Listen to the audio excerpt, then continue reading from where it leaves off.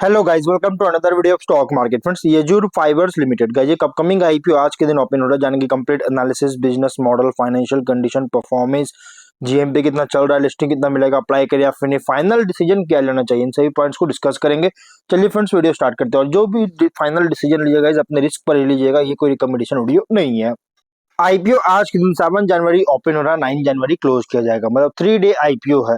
और ₹10 का face value, 14 जनवरी listing date रखा गया है। 168 टू 174 रुपीज पर शेयर की प्राइस बैंड, 800 शेयर्स के lot size, fresh capital IPO, book built IPO और बीएसई एसएमई प्लेटफॉर्म पर लिस्टिंग किया जा रहा है। इशू साइज 120 करोड़ का 69.2 लाख शेयर्स का इशू किया गया है। जेडाज स्टॉक ब्रोकिंग मार्केट मेकर है। अलॉटमेंट डेट की बात करें तो यहाँ पर अलॉटमेंट डेट है 12 जनवरी का। 13 जनवरी रिफंड रिलीज किया जाएगा, शेयर्स डीमैट अकाउंट में क्रेडिट होगा। ऑफर जो दिया गया है QIB लगभग 1%, 0.9%, मतलब 1% राउंड ऑफर दिया गया है। Big HNI 18.8%, small HNI 9.4%, retail में 65.9% ऑफर दिया गया है। मेनली कंपनी जो रिटेल से ही बहुत ही हेवी मतलब कि ऑफर दी गई है। और यहाँ पे जो अप्लाई कर सकते हैं, रिटेल ओनली 2 लॉट अप्लाई कर सकते हैं। 1600 शेयर्स मिलेंगे, 2.8 लाख रुपीज पे करना पड़ेगा। Small HNI minimum 3 lot apply कर सकते हैं, 4.17 लाख रुपीज पे करना पड़ेगा। मैक्सिमम 7 लॉट अप्लाई कर सकते हैं, 9.7 लाख रुपीज पे करना पड़ेगा। Big HNI minimum 8 lot apply कर सकते हैं, 11.1 लाख रुपीज पे करना पड़ेगा। मैक्सिमम कोई लिमिट नहीं है। कंपनी का अगर हम बात करें गाइस इसके जीएमपी को लेकर, तो कंपनी का जीएमपी 60 रुपीज का ट्रेड कर रहा है, जिसके अकॉर्डिंग 34.5%, बहुत ही स्ट्रॉन्ग लिस्टिंग एक्सपेक्ट कर सकते हैं। 234 रुपीज का एस्टिमेटेड लिस्टिंग प्राइस, 48,000 रुपीज का एस्टिमेटेड प्रॉफिट सिंगल लॉट पर मिल सकता है। ये गाइस एक्सपेक्टेड, जो कि जीएमपी बहुत स्ट्रॉन्ग देखने को मिल रहा है। बिजनेस की बात करें 1980 में इनकॉर्पोरेट किया गया था, जो कि कंपनी बेस्ट फाइबर्स जैसे फ्लैक्स, जूट और हेम्प, इसका प्रोसेसिंग और मैन्युफैक्चरिंग में इंगेज है। जो कि कंपनी कॉटनाइज करता है लॉन्ग ब्रिटल बास्ट फाइबर्स का, शॉर्ट में कॉटन लाइक फाइबर्स में, जो कि ब्लेंड होता है, इजिली ब्लेंड करती है कॉटन के साथ और मैन मेड फाइबर्स के साथ। और ये रिवॉल्यूशनलाइज कर रही है सस्टेनेबल बास्ट फाइबर्स का एक्सटेंसिव R&D और कॉमर्शियल प्रोडक्शन के साथ। और कंपनी का कैपेसिटी है लगभग 300 मिलियन टन पर मंथ का, लगभग जो कैपेसिटी है कॉटनाइज्ड फाइबर, फ्लैक्स यॉन और जूट यॉन के लिए। और प्रेफर्ड किया गया है top spinning and viewing mills जो है इंडिया और अब्रॉड में, इसके द्वारा कंपनी को प्रेफर्ड किया गया, कंपनी की जो है सो प्रेफर्ड किया गया है। मतलब एक फर्स्ट चॉइस कह सकते तरह से कंपनी जो है सो बनता है अपने क्लाइंट्स के लिए। और कंपनी का मैन्युफैक्चरिंग फैसिलिटी जो है वेस्ट बंगाल के जूट हब में है। और 19 एकड़ से फैला हुआ 500 मीटर्स का गंगज रिवर फ्रंट है, जो कि जगन्नाथपुर, फुलेश्वर और उलुबेरिया हावड़ा डिस्ट्रिक्ट में, जो कि पास में ही है, गंगा रिवर फ्रंट के पास से लगभग 500 मीटर की दूरी पर है। और कंपनी के प्रोडक्ट्स में फ्लैक्स यॉन, जूट यॉन और कॉटनाइज्ड फ्लैक्स फाइबर, कॉटनाइज्ड जूट यॉन और कॉटनाइज्ड हेम्प फाइबर है। 30 नवंबर के अकॉर्डिंग 409 एम्प्लॉइज कंपनी में काम कर रहे थे। तो भाई ये जो कंपनी है ये one of the leading player है इस सेगमेंट में, किसमें, cotton bast fibre cottonising products and process में। और प्रेफर्ड सप्लायर टैग जो है प्रोडक्ट्स का के लिए ग्लोबल मार्केट में एंजॉय कर रहा है। और अगर हम फाइनेंशियल की बात करेंगे तो एसेट्स है 161.7 करोड़ का, नेटवर्थ 49.4 करोड़, रिजर्व्स 40.5 करोड़ का और डेट है 73.6 करोड़ का। वही रेवेन्यू प्रॉफिट 23 में 61.8 करोड़ का रेवेन्यू, 3.5 करोड़ का प्रॉफिट। 24 में 84.8 करोड़ का रेवेन्यू, 4.3 करोड़ का प्रॉफिट। 25 में 142 करोड़ का रेवेन्यू, 11.7 करोड़ का प्रॉफिट। और नवंबर मंथ में 70 करोड़ का रेवेन्यू, 7.1 करोड़ का प्रॉफिट है। कंपनी का टॉप लाइन अगर देखिएगा, जिसको हम लोग रेवेन्यू बोलते हैं, कंसिस्टेंटली इंक्रीज किया, बट जो बॉटम लाइन है डिक्रीज किया 25 में। इनकंसिस्टेंसी देखने को मिल रहा है, जो कि 25 में यहाँ पे देखने को मिल रही है। अब आगे अगर हम बात, अब अगर यहाँ पे देखिएगा कंपनी का फाइनेंशियल जो है तो इनकंसिस्टेंसी देखने को मिल रहा है। और इसके ऑब्जेक्टिव क्या है, तो कंपनी जो है 50,000 स्क्वायर फीट के एक शेड जो है एग्जिस्टिंग मैन्युफैक्चरिंग यूनिट में सेटअप करना चाहती है। Dyeing and bleaching processing machinery और का भी जो है सब परचेज करना चाहता है और उसको इंस्टॉलेशन करेगी। एडिशनल प्रोडक्शन कैपेसिटी का भी इंस्टॉल करना चाह रही है 4 टन पर डे का 3 ईयर एग्जिस्टिंग मैन्युफैक्चरिंग यूनिट में। और इन्वेस्टमेंट करना चाहते हैं सब्सिडियरी यशोदा लाइनेन यॉन लिमिटेड में, जिससे एक ग्रीन फील्ड यूनिट जो है इसको सेटअप कर सके, जो कि 100% वेट स्पन लाइनेन यॉन और ब्लेंडेड यॉन के लिए।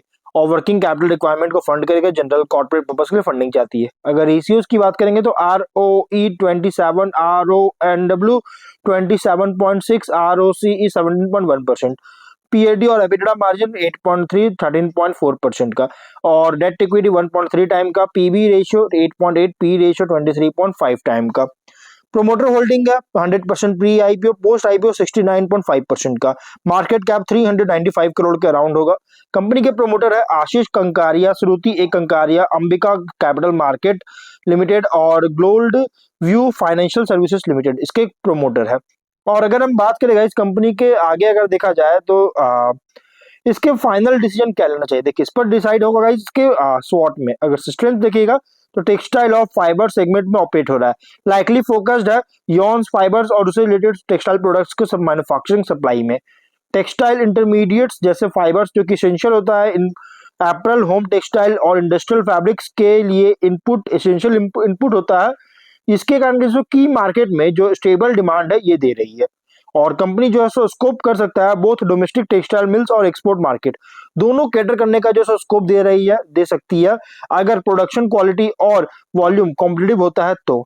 और पोटेंशियल है company integrated spinning and weaving operations के लिए। अगर स्ट्रक्चर्ड जो किया गया है इसे डाउनस्ट्रीम ऐड होता है, डाउनस्ट्रीम वैल्यू जो है सो ऐड होता है फाइबर प्रोडक्शन के अलावे।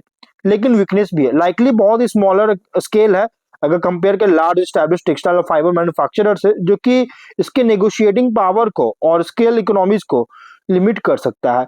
रॉ मटेरियल कॉस्ट डिपेंडेंसी जैसे कॉटन, पॉलिस्टर चिप्स जो कि वोलेटाइल होता है और मार्जिन स्क्वीज कर सकता है अगर ये हेज और या पास ऑन नहीं होता है तो।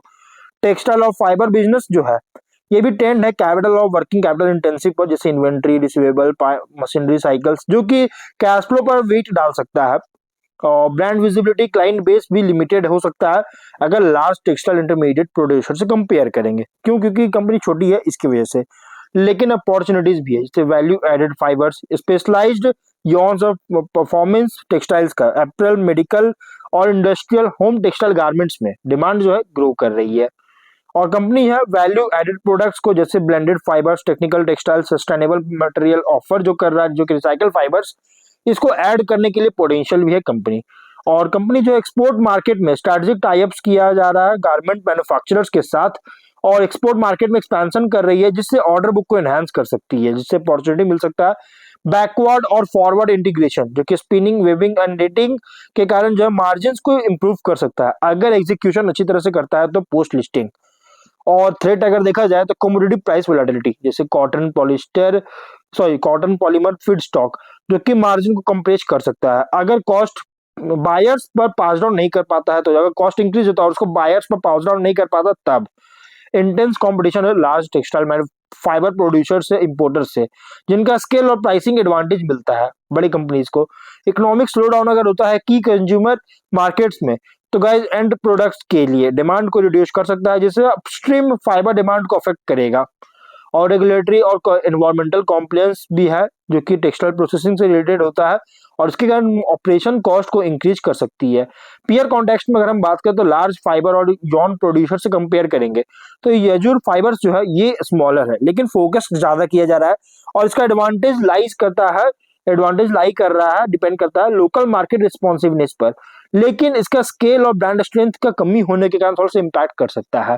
अगर mid tier textile input manufacturer से कंपेयर करेंगे तो प्रोडक्ट क्वालिटी, कॉस्ट कंट्रोल और कस्टमर रिलेशनशिप पर जैसे कम्पीट तो करता है, लेकिन सक्सेस डिपेंड करता है क्वालिटी स्टैंडर्ड्स और सप्लाई कंसिस्टेंसी को मैच करने के एबिलिटी पर। और इन्वेस्टर्स के लिए जो आईपीओ रिप्रेजेंट कर रहा है टेक्सटाइल इनपुट प्ले जो कि टाइड है ब्रॉडर एपरल और टेक्सटाइल इंडस्ट्री साइकिल से, और अपसाइड एग्जिस्ट करता है अगर डिमांड जो है एंड मार्केट में जो ग्रो करता है तब। और लेकिन कॉम्पिटिटिव और कमोडिटी रिस्क अभी भी बहुत ज्यादा है इस कंपनी के लिए, तो गाइस थोड़ा रिस्की आईपीओ तो है। और प्राइस बैंड जो रखा गया बहुत ज्यादा हेवी प्राइस रखा गया है इसके फाइनेंशियल डेटा के अकॉर्डिंग, इसलिए जो भी फाइनल डिसीजन लीजिएगा आप अपने रिस्क पर लीजिएगा। ये कोई रिकमेंडेशन वीडियो नहीं, तो मिलते हैं नेक्स्ट वीडियो में। Till then bye bye.